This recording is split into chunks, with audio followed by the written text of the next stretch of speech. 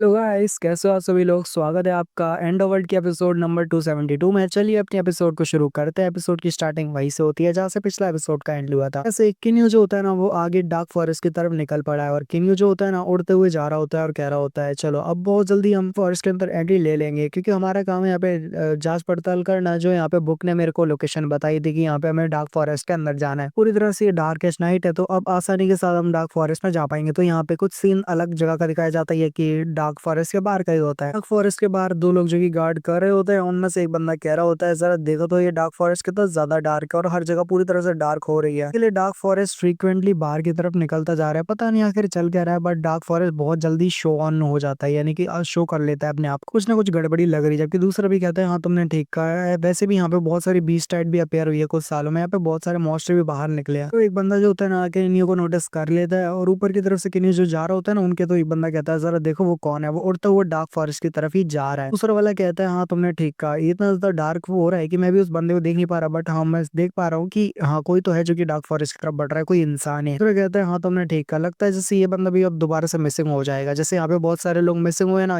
अभी यहाँ पे खबर आएगी कि एक और बंदा गया और यहाँ पे मिसिंग हो गया। उसके बाद जो केन्यू होता है ना, जब वो डार्क फॉरेस्ट के अंदर आ जाता है तो यहाँ पे वो चलने लगता है और ओलेग टीचर से केन्यू से कह रहा होता है केन्यू के वाकई में तुमने अपना माइंड बना लिया है। जैसे कि वो बंदे ने वार्निंग दी थी कि अगर हम इसके अंदर एंट्री ले जाते हैं तो बाहर निकलने का यानी टर्निंग पॉइंट बिल्कुल नहीं है, यानी कि हम दोबारा से सिटी के अंदर नहीं जा पाएंगे ना इस डार्क फॉरेस्ट से बाहर निकल पाएंगे। केन्यू जो होता है ना, बिल्कुल इग्नोर करते हुए सिग्मा मिल की तरफ आगे बढ़ने लगता है और बिल्कुल इग्नोर कर रहा होता है। तो ओलेग कह रहा होता है कि ना तुम्हें मेरी बात ही सुनाई भी दे रही है क्या। चलो छोड़ो, वैसे कि नहीं तुम देख सकते हो कि यहाँ पे कितने सारे ट्रीज है और ये इतने सारे ट्रीज जो है बहुत ज्यादा ही शकल में अजीब है और एकदम सेम है। इसके आगे सब इधर उधर हिले हुए हैं, जहाँ पे सब समझ ही नहीं आ रहा कि आखिर कौन सी रास्ता है। जो केन्यू होता है वो कह रहा होता है हाँ तुमने ठीक कहा, ये प्लेस जो है ना बहुत ज्यादा ही अजीब है। डेथ किंग ग्राउंड में ना होता मैंने ऐसी ये रिलियम को देखा था, यानी कि ऐसी जगह को देखा था। मैं अभी भी यहाँ पे चल रहा हूँ ना, तो मुझे इंटेंस प्रेशर महसूस हो रहा है जो कि बहुत ज्यादा ही अनसेटलिंग है। वो पीछे मुड़ता है और देखता है और रोलेक्स से कहता है देखो जरा कि कैसे पीछे का रास्ता ना जो है ना वो बिल्कुल सेम होता जा रहा है, यानी कि जैसे आगे का रास्ता है ना देखने के लिए कभी बिल्कुल ऐसा लग रहा है जैसे कि हम यहाँ पे आगे भी बढ़े या पीछे भी जाए तब भी हम जा तो एक ही जगह पे रहे, यानी कि डार्क फॉरेस्ट के अंदर। ये बात तो देख के ही सच हो रही है कि यहाँ पे अब वापस जाने का कोई भी रास्ता नहीं है, यानी कि हम जितना भी पीछे भी जाए तब भी वापस जाएंगे डार्क फॉरेस्ट के अंदर, और अगर आगे भी जाए डार्क फॉरेस्ट के अंदर ही जा रहे हैं। तो यहाँ पे ओलेग कहता है हाँ तुमने ठीक कहा कि नहीं हो, पीछे जाने का रास्ता जहाँ से हम आए थे वो जगह भी अब बिल्कुल ही गायब हो चुकी है। लग रहा है जैसे हम आए एक ही जगह से थे, बट अब तो कोई भी जगह ही नहीं बची, सारे रास्ते बंद हो गए हो जैसे। अब हम क्या करेंगे, अब हम यहाँ पे वापस कैसे जाएंगे। तो तना भाई हैरान हो जाता है एकदम से, क्योंकि यहाँ पे उसे एक साउंड आती है। तो यहाँ पे हमारा केलन कह रहा होता है कि केन्यू आखिर हुआ क्या है, क्या तुम्हें ये जगह बहुत ज्यादा स्कैरी लग रही है, क्रीपी लग रही है क्या, तुम ऐसा अजीब से चेहरा क्यों बना रहे हो जैसे तुम्हें कोई यहाँ पे कोई आवाज आई हो। ये जगह मुझे स्कैर करने के लिए काफी है, तुम मुझे डराओगे तो मुझे और डर लग जाएगा और मैं यहाँ पे मर ही जाऊंगा। तो यहाँ पे केन्यू कहने लगता है कि क्या तुम्हें यहाँ पे डीप में कुछ आवाज नहीं आ रही, सेंस नहीं हो रहा। तो लग रहा है जैसे मेरी डार्क पावर जो ना मेरे अंदर एक फ्रेगनेंट है, वो डार्क पावर का कोई किसी डार्क डीप फॉरेस्ट के अंदर ना एक चीज है जो कि उससे रेजोनेट कर रहा है। मुझे लग रहा है कि मेरे डार्क पावर का जो भी है ना उस चीज के साथ संबंधित है जो इस डार्क फॉरेस्ट के अंदर है, एकदम डीप में। तो केन्यू से हमारा उल्लेख कहता है कि हाँ मुझे याद आया, दुनिया में 5 डार्क सेक्रेड रेलिक करके एक फ्रेगनेंट होते हैं ना, टोटल 5 होते हैं। उनमें से मेरे को याद है कि तुम भी उसके साथ एक फ्यूज हो चुके हो, यानी तुम्हारी बॉडी के अंदर वो एक डार्क सेक्रेड रेलिक है। बहुत सारी भी है, मतलब बहुत सारे नहीं, 4 बाकी के 4 भी है अदर अदर जगह पे है। तो हो सकता है कि केन्यू तुम जिस दूसरे सेक्रेड रेलिक है ना वो इस डार्क डीप फॉरेस्ट के अंदर है, तो हम अगर अंदर जाएंगे तो वो तुम डार्क सेक्रेड रेलिक को भी यहाँ पे अपनी बॉडी के साथ शायद फ्यूज कर पाओ। तो मैं एक अच्छा अपॉर्चुनिटी मिल चुका है केन्यू, हमारे लिए अच्छा है कि यहाँ पे एक डार्क फ्रेगनेंट रेलिक है जिसको तुम यहाँ पे भी ले सकते हो। तो केन्यू आगे बढ़ो, तुम्हारे पास एक अच्छा अपॉर्चुनिटी है। तो केन्यू कहता है हाँ तुमने ठीक, अगर अच्छा रहेगा कि हम आगे जाके यहाँ पे उसको ढूंढ लेते हैं और उस डार्क फ्रेगनेंट के पावर्स को यहाँ पे ले लेते हैं। यहाँ पे केन्यू जो होता है ना नोटिस करता है कि यहाँ पे पेड़ बहुत ज्यादा अजीब हो रहे होते हैं और यहाँ पे कुछ मूवमेंट भी कर रहे होते हैं। जब देखता है तो वो कहने लगता है कि यहाँ पे कुछ ना कुछ तो गड़बड़ लग रही है। तो यहाँ पे वो कहता है कि केन्यू की परसेप्शन को खराब कर रहा है, यानी कि अफेक्ट कर रहा है, यानी कि केन्यू की ताकत भी कम होती जा रही है और कुछ ना कुछ केन्यू को गड़बड़ लग रहा होता है। और कुछ सिवल के डार्क फॉरेस्ट के अंदर ये जो पेड़ वगैरह होते हैं ना अजीब से दिखने वाले शेप के, ये ही केन्यू को जो ना पूरी तरह से अफेक्ट कर रहे होते हैं। तो यहाँ पे ओलेग कहता है कि ये केन्यू आपके आखिर केन्यू के ऊपर साइड से अचानक से एक हमला होता है जिसको हमारा जो ओलेग होता है ना अपनी स्ट्रिंग की वजह से रोक लेता है और यहाँ पे उस बड़े से मॉन्स्टर को रोक लेता है। तो साथ ही कहने लगता है तो तुम थोड़ा ध्यान क्यों नहीं रखते, कि थोड़ा ध्यान रखो अपने आसपास, अगर यहाँ पे मैं नहीं होता तो लगता कि तुम यहाँ पे मर ही जाते। मुझे बहुत ज्यादा दर्द हुआ है, अब मैंने इसको रोक तो लिया इसके हमले को, बट बाकी का तुम संभालो, अब तुम्ही को इससे निपटना होगा। जो होता है ना बड़ा सा वुल्फ टाइप का मॉन्स्टर होता है जो कि थोड़ा पेड़ जैसा भी लग रहा होता है, मतलब पेड़ और मॉन्स्टर का मिक्सचर होता है। अरे केन्यू कह रहा होता है कि ये super king quasi king rank पे है तो मैं इसको संभाल लूंगा, ही ज्यादा कोई दिक्कत की बात नहीं है। यहाँ पे दिखाते हैं कि अपने वेपन को निकाल लेता है और फाइट करने के लिए बिल्कुल ही रेडी होता है, पर यहाँ पे पीछे से भी एक मॉन्स्टर निकल आता है और वहाँ पे टोटल दो मॉन्स्टर हो जाते हैं, दो नहीं सॉरी चार मॉन्स्टर हो जाते हैं। तो यहाँ पे किन्यू कहने लगता है ये तो सभी अपने क्लासिक एम्परर रैंक पे है ना, मैं क्या ही तो कर पाऊंगा जब यहाँ पे इतने सारे मॉन्स्टर आ चुके हैं ये अचानक से, बट फिर भी मुझे सामना तो करना ही पड़ेगा।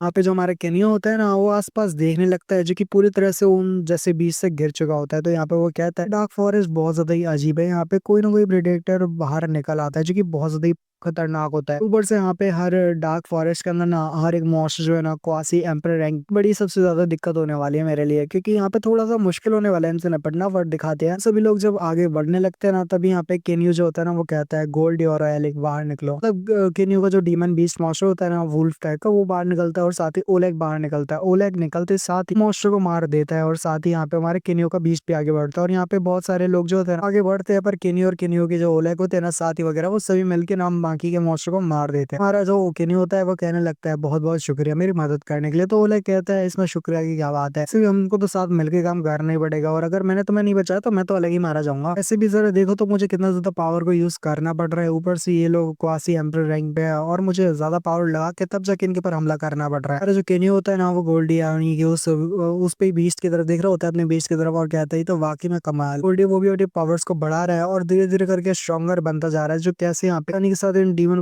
मॉन्स्टर का सामना कर पा रहा है। मानना पड़ेगा कि इसकी भी स्ट्रेंथ बहुत ज्यादा इंप्रूव हुई है पहले से। और साथ ही यहाँ पे केन्यू को दिखाते हैं जिसके पीछे से एक मॉन्स्टर जो होता है ना करता है और कूद के जंप लगाता है, पर केन्यू को दिखाते हैं जो कि जिसके हाथ में स्पीयर होता है ना वो कहता है डाई और मर जाओ, और साथ ही दिखाते हैं उसको दूर जाके पटकता है। वो जो बंदा होता है ना दूर जाके गिरता है और फिर जो केन्यू होता है ना वो यहाँ पे रेस्ट कर ही रहा होता है कि तभी यहाँ पे वो कहता है तुम थोड़ा केयरफुल रहना, क्योंकि यहाँ पे कुछ ट्रीज है जो कि यहाँ पे म्यूटेटेड प्लांट्स है जो कि बहुत ज्यादा खतरनाक है और ये अभी भी जिंदा है, तो थोड़ा संभल के। उन दोनों को केयरफुल करने के बाद यहाँ पे कुछ टाइम बाद का सीन दिखाया जाता है कि कैसे लोग जो होते हैं ना अपनी फाइट को इन वुल्फ से जीत जाते हैं, जो कि प्लांट वुल्फ या डीमन वुल्फ या जो भी कह दो आप। तो यहाँ पे ये लोग सभी को हरा देते हैं। हमारा जो केन्यू होता है ना वो यहाँ पे अपने ओलेग के पास आता है। ओलेग कहने लगता है कि क्या तुम वाकई में सच कह रहे हो, अभी तक जिंदा है, और अगर ये बात सच है तो अगर कोई ऑर्डिनरी इवॉल्वर यहाँ आएगा ना और इनका सामना करेगा, मुझे नहीं लगता वो यहाँ पे कब का मर चुका होता। पर केन्यू लगता है जैसे हमारे पास स्ट्रेंथ और बहुत सारे इक्विपमेंट है जिसकी वजह से हम यहाँ पे आसानी के साथ जीत गए। यहाँ पे केन्यू जो होता है ना आगे बढ़ता है और प्लांट को या ट्री को देखने लगता है, और यहाँ पे हमारा जो ओलेग होता है और पास आगे कहता है क्या वाकई में ये म्यूटेटेड है। तो कहता है मैं श्योर तो नहीं हूँ, बट अगर इनको चेक किया जाए तो देखा जाए तो ये म्यूटेड है। इनके अंदर से ऑरा सेंस हो रहा है, ऑरा कम्प्लीटली डिफरेंट है जो कि पूरी तरह से अलग होता है। जो नॉर्मल होता है ना उनसे तो बिल्कुल ही अलग है। इनके अंदर से फील ऐसा आ रहा है जो कि बहुत ज्यादा स्ट्रेंज होता है। यहाँ पे जो केन्यू होता है ना दिखाते कि एक डाल या जो भी होता है ना पेड़ का, तो वो तोड़ देता है ना तो उसके अंदर से खून की काले रंग का होता है वो बाहर निकलता है और चीखने की आवाज आती है आ करके। वो कह देता है कि ये ब्लड की स्मेल है और चिल्लाने की आवाज से तो साफ जाहिर होता है ये असली है यानी कि रियल है। तो ये हो जाता है क्योंकि केन्यू ने ऐसा कहा होता है कि अगर पेड़ जो है ना शांत रहेगा, केन्यू से जान से नहीं मारेगा। तो पेड़ जो होता है ना केन्यू की बात को जैसे समझ पा रहा है कि क्यों पेड़ के अंदर ना अलग ही वो है उसकी कॉन्सियसनेस है। हमारा ओलेग कहता है वाकई में ये हमको समझ पा रहा है, इसका मतलब है ये पेड़ अभी तक जिंदा है और जिंदा है। केन्यू कहता है हाँ ये सभी जितने पेड़ यहाँ पे शायद हैं वो सभी जिंदा है अभी तक। तो सारे पेड़ यहाँ पे दिखाई दे रहे हैं वो अभी भी पूरी तरह से जिंदा है, के अंदर अभी भी सांसें चल रही है। तो केन्यू जो होता है आगे बढ़ता है उस मॉन्स्टर के पास जिसको उसने मारा होता है कि उसके पेट को काट देता है, उसके अंदर से क्रिस्टल निकालता है और यहीं पे ये वाला एपिसोड का एंड हो जाता है।